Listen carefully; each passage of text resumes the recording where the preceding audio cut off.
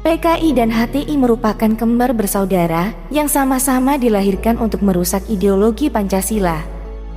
Khilafah ini adalah ideologi politik yang ingin menyingkirkan Pancasila, sama dengan komunis yang dibawa Musso dari Rusia itu, yang memberontak di Madiun pada tahun 1948. Cuma bedanya mereka mengusung ateisme, Khilafah mengusung Islamisme, itu saja bedanya. Hancurkan sekat-sekat nasionalisme yang telah memecah belah kita semua. Angkat satu orang khilafah khalifah untuk menyatukan umat. Memang yang bagus-bagus saja yang dijual di negara kita, yang buruk-buruk diumpetin semua, tidak dibaca sejarah. Khilafah sekarang memang selalu mengatakan bahwa komunisme hanya komunis yang membantai para ulama. Memang betul, tapi kita juga harus tahu bahwa khalifah di Cordoba, di Andalusia, dan juga di Arab membantai juga para ulama. Di zaman Mu'tazilah, pada zaman Bani Abbasiyah, membunuh ulama-ulama yang tidak sepaham juga. Di setiap penghujung bulan September, kelompok ekstrim kanan Bani Kadrun biasanya selalu memenuhi beranda media sosial kita tentang isu kebangkitan saudara kembarnya yang ekstrim kiri, yaitu PKI. Dengan narasi-narasi provokatif yang sesungguhnya tujuan provokasi tersebut sifatnya adalah untuk menyerang kelompok yang dianggap berseberangan dengan kelompok yang mereka ikuti. Biasanya kelompok ekstrim kanan hanya menarasikan tentang bahaya paham PKI dan hampir tidak pernah menarasikan tentang bahaya pemberontakan yang dilakukan oleh PKI itu sendiri. Orang-orang tersebut biasanya bercerita tentang kesalahan ideologi komunisme yang dianut oleh mereka dan tidak pernah menyalahkan kisah pemberontakannya terhadap negara. Menurut mereka, baik yang ekstrim kiri maupun yang ekstrim kanan, usaha pemberontakan, kudeta, dan pengkhianatan terhadap ideologi bangsa dianggap sebagai perjuangan sosial yang benar dan ditanamkan secara provokatif terhadap anak bangsa untuk bertindak radikal dan membangkang. Kita sepakat bahaya PKI bukan hanya dalam paham komunisnya saja, namun gerakannya yang memberontak kepada negara merupakan hal yang tidak bisa dimaafkan karena berusaha merubah ideologi negara. Dan inilah persamaan PKI dengan HTI-nya Bani Kadrun, yang mana mereka sama-sama ingin merubah ideologi negara Pancasila yang telah disepakati oleh para pendiri bangsa dan para ulama kita tentunya. Kita harus paham betul bahwa G30S ini murni gerakan radikal kiri yang pengkhianatannya terhadap NKRI sengaja dibangun mengatasnamakan perjuangan sosial menanggapi isu ketidakadilan yang terjadi. Hal ini sama dengan apa yang dilakukan oleh saudara kembarnya PKI sendiri, yaitu HTI-nya Bani Kadrun, yang sama-sama bertujuan merubah ideologi negara Pancasila. Perbedaannya, jika PKI sebagai ekstrim kiri sudah pernah melancarkan aksinya memberontak negara, HTI sebagai ekstrim kanan belum sempat melakukan aksi pemberontakan karena keburu dihancurkan oleh negara. Mengapa ideologi Pancasila selalu menjadi musuh dan selalu berusaha dihancurkan eksistensinya, baik itu oleh PKI sebagai ekstrim kiri maupun HTI sebagai ekstrim kanan? Upaya-upaya ini sesungguhnya bukanlah demi umat ataupun dalih apapun yang seolah baik dan bermanfaat sehingga perlu untuk dilakukan. Sebab pada dasarnya, gerakan anti Pancasila atau gerakan yang mencoba untuk menghancurkan Pancasila sebagai ideologi bangsa itu tidak lepas dari motif perjuangan identitas yang sama-sama ingin menguasai tatanan dalam suatu kekuasaan. Ini ideologi politik. Sayyidina Utsman saja dibunuh kok, Sayyidina Ali juga dibunuh kok atas nama politik. Bagaimana? Jadi PKI dan khilafah dan sebagainya dan ideologi-ideologi politik yang lain itu memang tidak mau ada resistensi. Ketika ada resistensi dibunuh. Sama zaman khilafah juga terjadi seperti itu. Jangan kemudian dianggap bahwa domain pembunuhan itu hanya milik PKI, milik komunisme. Nggak juga. Komunisme ya juga membunuh, khilafah juga. Sama-sama dilahirkan dengan satu tujuan, yaitu menghancurkan Pancasila. Maka kedua saudara kembar HTI dan PKI ini sejatinya sama bahayanya bagi negara kita. Terlebih HTI-nya Bani Kadrun. Mereka sesungguhnya bisa dibilang jauh lebih berbahaya dari saudara kembarnya. Jika PKI ideologinya mengatasnamakan gerakan sosial kemasyarakatan, HTI-nya Bani Kadrun justru lebih berbahaya lagi karena mengatasnamakan gerakan sosial keagamaan, yang mana isu tentang keagamaan akan sangat berbahaya jika harus dibenturkan dengan semangat kebangsaan. Jika yang didoktrinkan oleh PKI adalah doktrin tentang kesetaraan sosial, maka doktrin yang ditanamkan HTI adalah doktrin keagamaan, yang mana doktrin tersebut berkaitan dengan keyakinan seseorang, berkaitan dengan Tuhan, berkaitan dengan agama, berkaitan dengan surga dan neraka. maka akan sangat militanlah orang tersebut, karena mereka berpikir tindakan mereka adalah tindakan yang telah diperintahkan oleh Tuhan. Jika dahulu PKI dalam melakukan pemberontakan masih takut akan kematian, maka HTI-nya Bani Kadrun jika melakukan pemberontakan justru akan sangat mendambakan kematian. Paham mereka bisa dibilang satu tingkat di bawah pahamnya teroris, yang mana jika mereka mau diar dalam satu pertempuran, dalam pikiran mereka, surga para syuhadalah yang nantinya akan mereka dapatkan.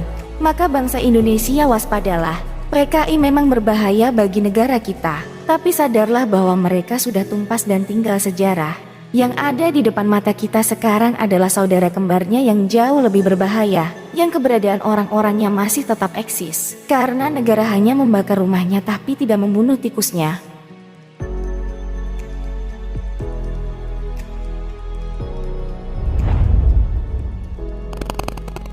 Anies siap maju Pilpres 2024, waspada pendukungnya ingin rebut kekuasaan dan mengusir anti khilafah.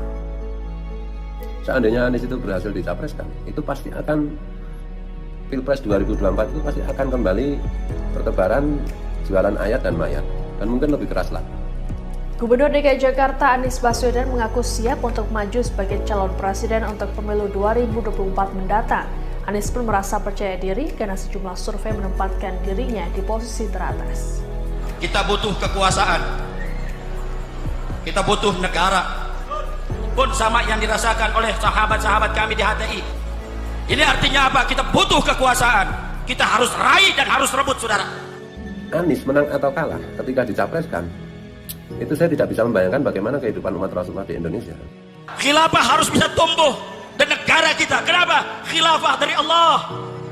Khilafah dari Allah yang memakai syariat Allah. Kalau mereka tidak setuju dengan itu, keluar dari bumi Allah Subhanahu wa taala.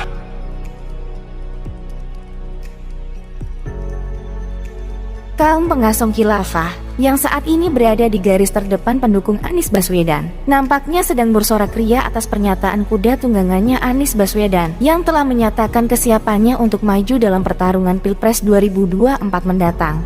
Pernyataan Anies tentu membuka jalan bagi mereka para pengasong khilafah yang sangat berambisi menegakkan khilafah di bumi Nusantara.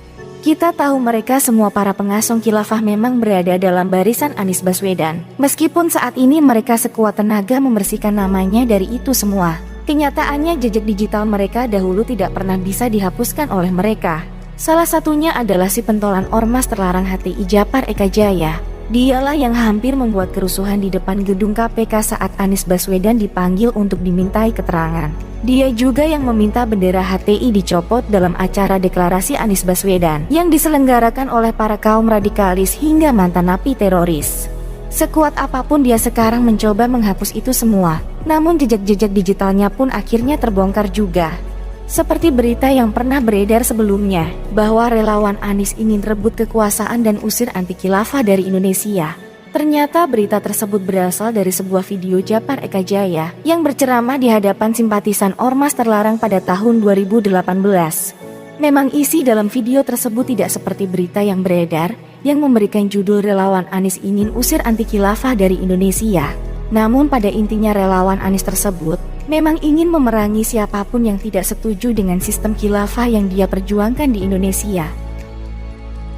Kuatkan persaudaraan di antara kita, kuatkan persatuan dan kesatuan kita. Untuk apa? Bagaimana kalimat tauhid khalifah ada di Indonesia saat ini, saudara?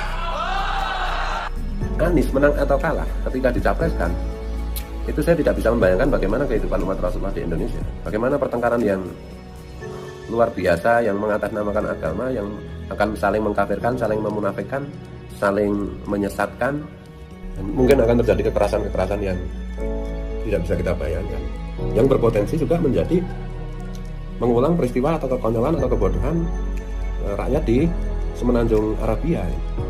Khilafah harus bisa tumbuh dan negara kita. Kenapa? Khilafah dari Allah. Khilafah dari Allah yang memakai syariat Allah. Kalau mereka tidak setuju dengan itu, keluar dari bumi Allah Subhanahu wa taala. Yang tidak setuju dengan khilafah keluar dari bumi Allah. Pernyataan Djapar Eka Jaya yang saat ini berada dalam barisan pendukung Anies Baswedan ini, secara tidak langsung jelas dia ingin memerangi kita bangsa Indonesia yang tidak setuju dengan sistem khilafah ditegakkan di negara kita. Maka tidak salah jika berita yang beredar beberapa waktu lalu mengatakan pendukung Anies Baswedan ingin merebut kekuasaan dan mengusir anti khilafah dari Indonesia. Karena memang perjuangan mereka menegakkan khilafah terang-terangan mereka lakukan di bumi Nusantara. Kita bangsa Indonesia harus membuka mata kita lebar-lebar bahwa di belakang Anies Baswedan memang dipenuhi manusia-manusia busuk penunggang agama yang ingin menghancurkan negara kita demi menegakkan ideologi khilafah versi mereka. Jika kita sudah mengetahui niat busuk mereka, maka layakkah Anies Baswedan menjadi pemimpin di negara kita yang sudah jelas dia hanya menjadi kuda tunggangan kaum pengasong khilafah untuk menghancurkan negeri kita? Djapar Eka Jaya jelas telah mengatakan ingin merebut kekuasaan, mengatakan khilafah harus tegak di Indonesia, mengatakan yang tidak setuju dengan khilafah keluar dari bumi Allah Subhanahu wa Ta'ala. Adalah jelas mereka ingin memerangi kita bangsa Indonesia yang berjuang mempertahankan negara kita. Maka siapkah kita nanti bangsa pribumi Nusantara akan diperangi dan diusir dari kampung halaman kita oleh mereka kaum pengasong khilafah jika nantinya mereka berhasil mengantarkan kuda tunggangannya berkuasa? Waspadalah bangsa Indonesia, lawan gerakan mereka, tenggelamkan partai yang mengusungnya. Jangan biarkan kita kalah dengan bangsa pendatang yang ingin menguasai tanah warisan leluhur kita.